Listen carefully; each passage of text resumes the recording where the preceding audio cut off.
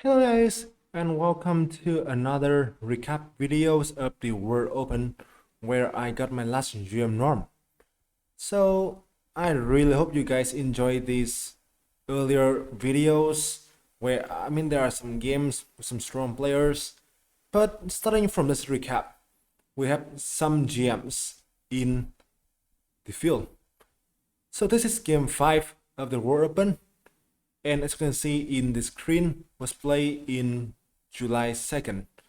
I'm very sorry for just making a recap of it after more than a month, right? But I still can memorize some part of it and, you know, some experiences throughout the games. So I really hope that I still can bring you guys some good recap. So you can see in the screen as well. My opponent is a Russian Grandmaster Mikhail Antipov, who was a very strong player. I think at once he was 2600, and I was white in this game. This is game 5. Before this game, I think I have like 3.5 out of 4, and so was my opponent. So, not wasting a lot of time, let's get straight to the game, since this game is very fun, and I have something to tell you guys well in this game. So, here, when I take a look at this game, I played before, I realized he's kind of mostly played the Runefell. So, I have some special prep against this Runefell, and it almost worked out well for me. Let's get to the game. B4 knight 6, c4 g6, and knight c3 d5. You can play plenty of things against the Runefell, right? For instance, you can take here, which is the main line. I play the game as well. You can play knight f3, you can play g5, you can play even h4. There are just like plenty of stuff to play in a game. So I go for the main line, cd5, d5, e4. Once again here, so knight f3 or bishop e2 are also quite playable as well. So in the game, e4, knight c3, takes, g7, knight f3, and castles. Knight c5, I'm so sorry for that. So here you can play rook b1, you can play bishop c4, you can play h3, you can bishop e3, you can play all kind of things, their own theory, right? So here in the game, I chose quite a trendy variation. Pretty rare, but the thing here and the reason why I chose this variation in this game is that I just want to have a position when I can just ride for not a lot of risk. Also, since he did play this line in some games in the past, I have some special prep for him. Should be 5. This line is pretty trendy, and the outcome of this line I can tell you is that mostly it should be a draw.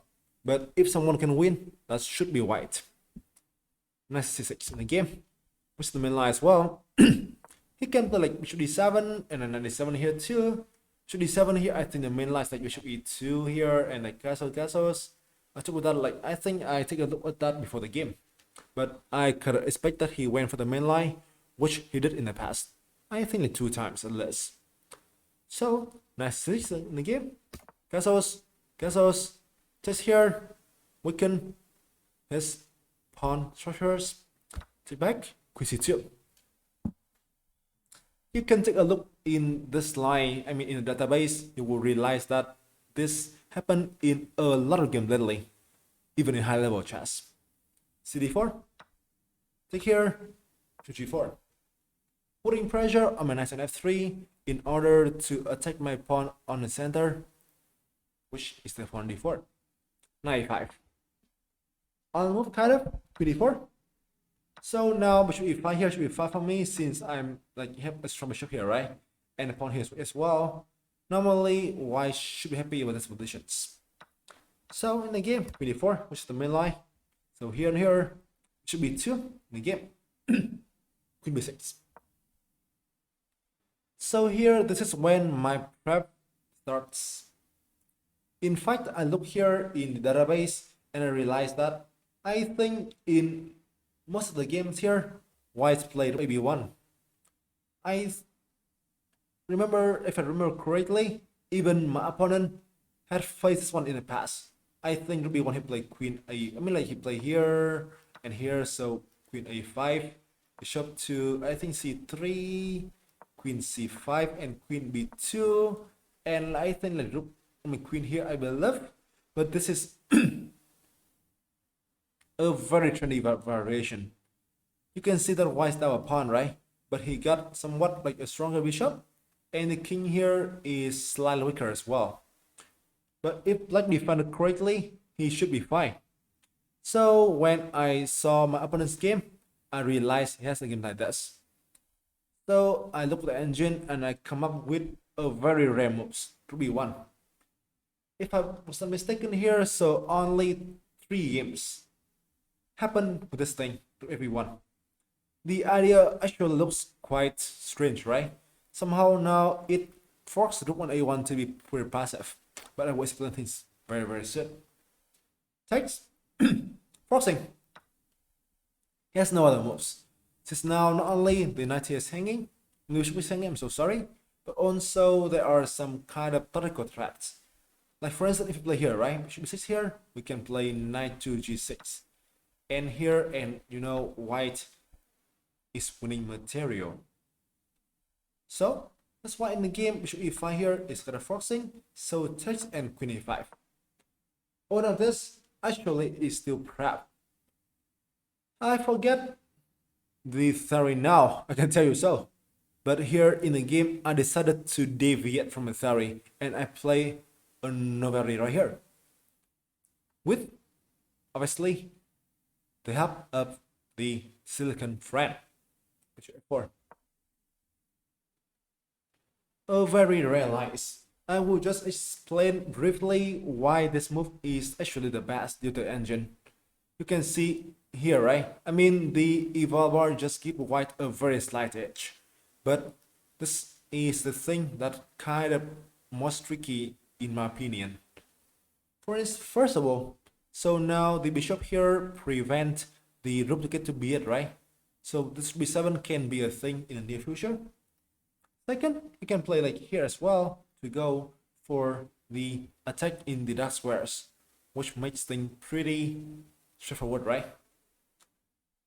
In fact, in the game, my opponent spent I think 40 minutes this move, which obviously explains that he just get out of prep and he was surprised by ideas.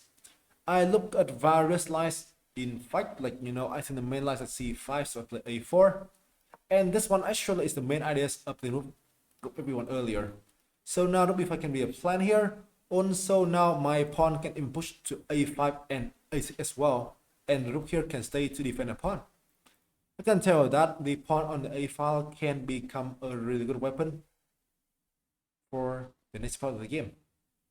So a4. You can also play rook c8 here as well. I mean, if you play here, for instance, I will just play I think h3 and bishop here, and then I play like a4 or rook b7 here as well, which both should be acceptable for me. For instance, rook b7 here, right, defend a pawn. So now I get bishop d2, for instance, one of the bishops, or maybe like a4 and like here, and white is having a slight edge. You can see, right? But this is kind of annoying thing to face with. Especially, it's not very easy for black here to free spaces in the game. So he play rook a8, which also get me out of theory as well. You can see, right? The engine didn't like it. So from something around 0.1, it just get to 0.6. Still not something very surprised, but I get out of theory here now for sure. In the game, I just kind of follow up with the most logical moves, h3, e6, and a4. The plan is that now I can take the pawn here, so this pawn will really help me to kind of, you know, expand on the queen side. In the game, he played b7 pretty fast. Queen c6. I got the pawn here, and my idea here is kind of funny. If you play, for instance, rook f8, right? I can try something like rook b5 here, and his queen here, in fact, is trapped. You see that? So here I got actually a fun one to show you here. D1 for instance, right? Takes king h2. At first sight, the queen can escape, right? But queen e1 just lost the game instantly to this beautiful mate. Queen e8, king g7, and bishop e6. And now we got mate f8, right? Which explains that his back range suddenly is in trouble. And the dark squares is very vulnerable, right? Queen d8 allowed to be here too, which also wins the queen as well. So in the game, he's winning his queen h5. Apparently, with the idea to put pressure on my king side. So at this point, to be honest, in a game I thought I had a positionally winning positions, which apparently is wrong. Here I think I can slowly play like a5, a6 and put my rook to b7, which is what I play in the game. But I can tell you that I kind of underestimate his play in the queen side. You will see later there are lots of tricks by black, and I kind of just not seeing all the things here. The engine wants me to play the rook b5 here, for instance, queen e2, right? Rook b7 is one. To infiltrate on the 7th rank. I don't know. I mean, in the game, so I don't think about the threat, I must say. I just focus on the pawn push. Like, you can imagine if you can play a5 is here, rook b7, right? And somehow if you take here, you can take with the a pawn, and your pawn can even queen very, very soon. So in the game, a5, rook d8, a6. I believe at this point, I had like 35 minutes. And my opponent only had around 15 minutes. I remember I was pretty happy here, to be honest. Here, so I saw the 3-1 ideas, but in the game, I calculate that like here, right? So I takes, he takes, I takes, queen d1, queen h2, and queen d7, but I have this annoying move like queen b7, this one. And I read my chance is close to winning, which apparently is wrong. The engine think that black is still doing fine with f6, but I mean, somehow I'm so sorry for f6 here. It's not looking easy, right? I can still play here, for instance, and the pawn is still grabbing too, and it's not clear. But in reality, just only a draw since king f7, and like bishop a7, he got queen d6 check, and like here and then here. Let's see, right? Also, if I play like something like, you know, maybe f4 to stop the mate here, can play queen d2. But it's, I mean, obviously he must be quite careful in this version, right?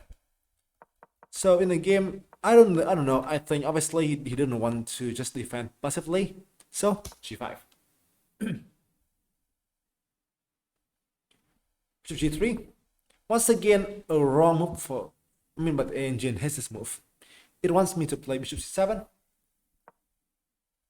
here and then trades. Once again, the idea here is to trade, and like not only you can trade some of his attacking material, but also you may think about putting pressure on his pawn instantly, which I think I underestimated. In the game, I play slowly. g3, a6. So now it's the first thing. I mean, like rook b7 is what I see. I realize that it is super annoying, like rook d1 for instance, right? Like here, so now like here, queen d1 for instance, and this actually is fairly scary. So they want to play it right away. That's why I spend a tempo for the prophylactic move, king h2. Makes sense, right? Got a pawn here covered.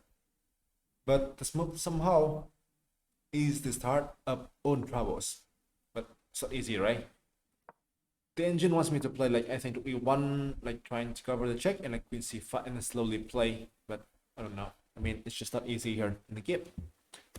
h2, I play this mode relatively fast. I thought in the game, actually, I was proud of this move. I thought that my king is safe, and I worked the h3 square in case he may sacrifice later, right? g4 can always be met with h4 here, and I thought of the game that my king is very safe. But that is wrong. Rook d3.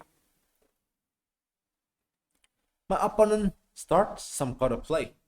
I can show you something here, for instance, that shows how tricky things can be here if I'm not careful enough. First, it will be 7, right? This very no move here leads to a draw by force. Bishop h3, this here, and rook g3. And now, all of a sudden, king g3 allow rook d3 trick, right? I think here allow rook d2, which is even worse. So the best thing you can play is like here, d3, and king here, queen h3, and this one should be a draw, right? Queen g4, and you can keep checking here to, forever. So in the game, I saw things here. I played queen c7, attacking these pawns, and got bishop here cover as well. In the game, my opponent played a very strong move. Oops, I think my cam's frozen. Right here. I'm sorry for a while. I don't even realize since my cam's frozen. So hopefully it doesn't affect the videos. So in the game, he played a very strong move, I can tell you so. I completely miss his ideas. I think this move is one of the things that kind of makes the win become much more trickier for me. King h7 exclamation mark. Not only get the king out of the background checks, but also the king here is pretty safer, and queen here obviously is still allowing this one, right?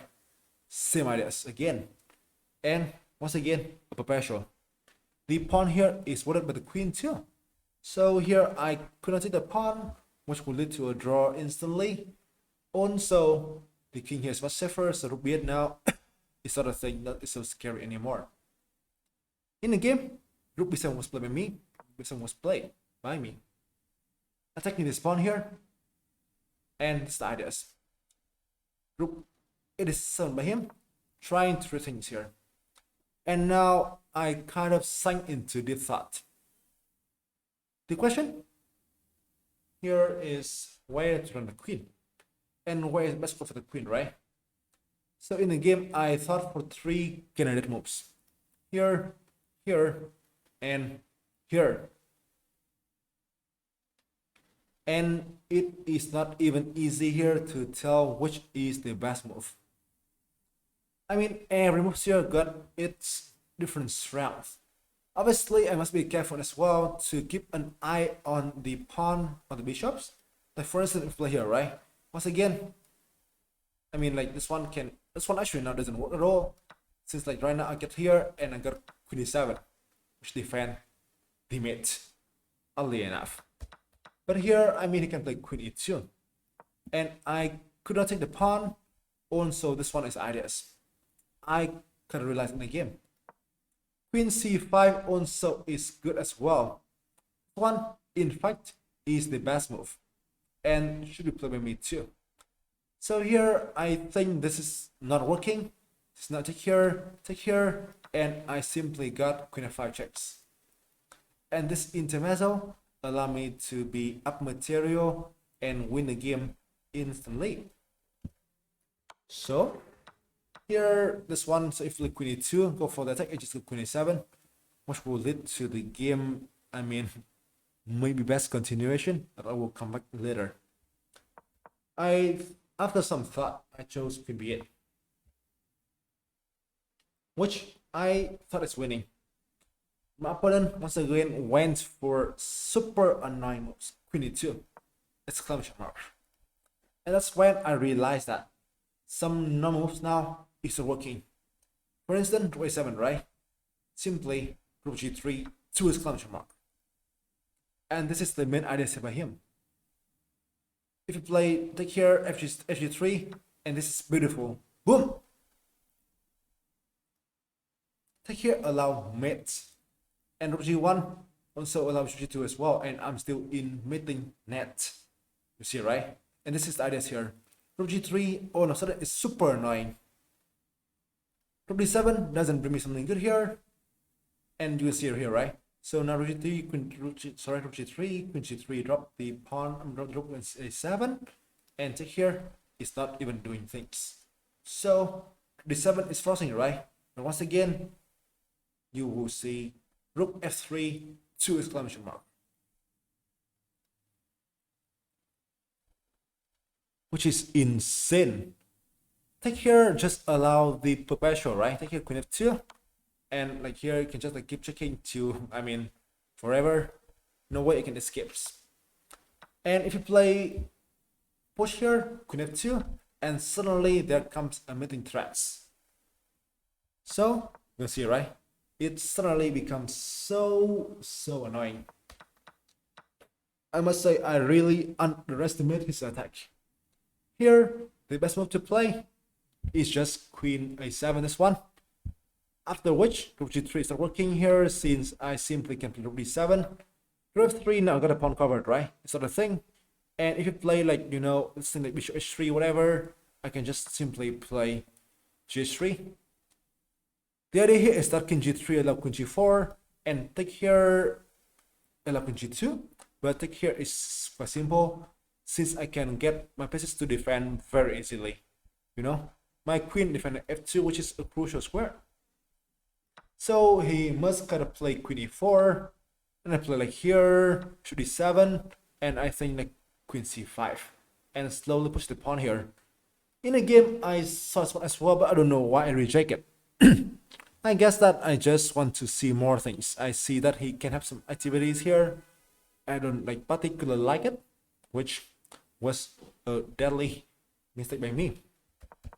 In a game, so I played queen e5. I think after 10 minutes. So now I believe both of us should have around 5 minutes here. And this one is not winning anymore. Another thing I can think of here is rook c1. But this will lead to massive complications. In a game, I don't consider that. Like, you know, he can play like rook d1, right?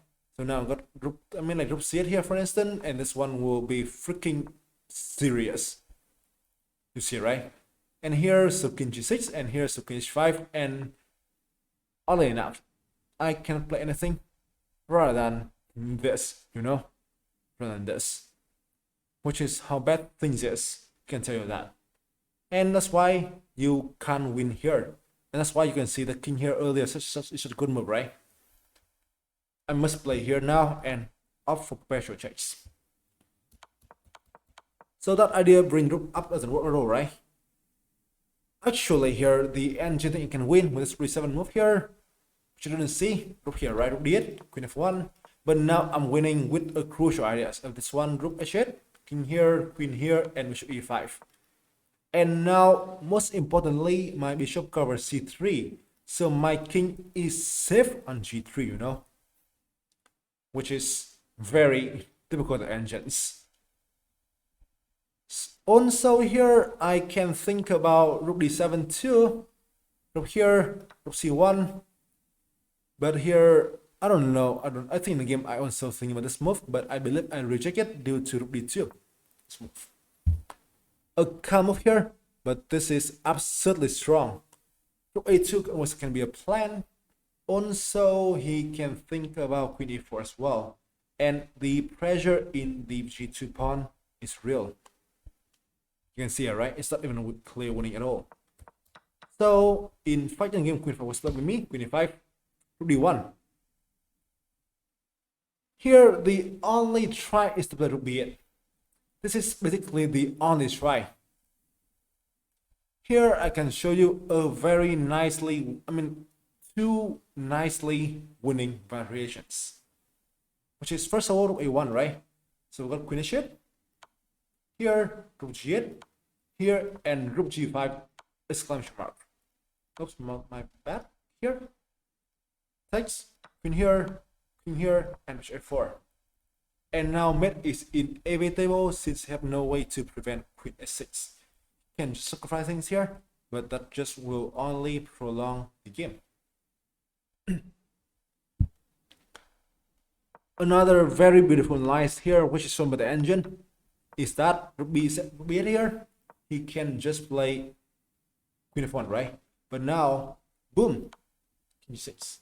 Check here, and now Rook G5 is very, very strong. The difference is that now you got Rook A5 checks. And this is the huge difference right here. So now, if you play Rook B7, this one, right? Bishop D5 here, allow mid and G4 right away. And Rook D5 here, allow I play this. I think I take here first here, and then this one. Now he must bring back the Rook to D1, from D1 to D5. And there are no mating threat in the back rank, so this one is also crushing. Yes, but obviously you can just play Rook D8 here, which is what my opponent also planned to play in the game too, which will ultimately lead to a draw. In the game, I was blind. D1, I played D7 here, which led to a completely equal positions. D7. Somehow in the game, I spent a very long time on A1 here, but it's not needed here. D8, I think so. Queen F1, right? Here, and once again, it should be a draw. Like Jesus. I can tell you a fun line here. Rook G8, H5, G4. But now he got Queen G1, Rook A3. And he's ready with the sacrifices. Like insane though.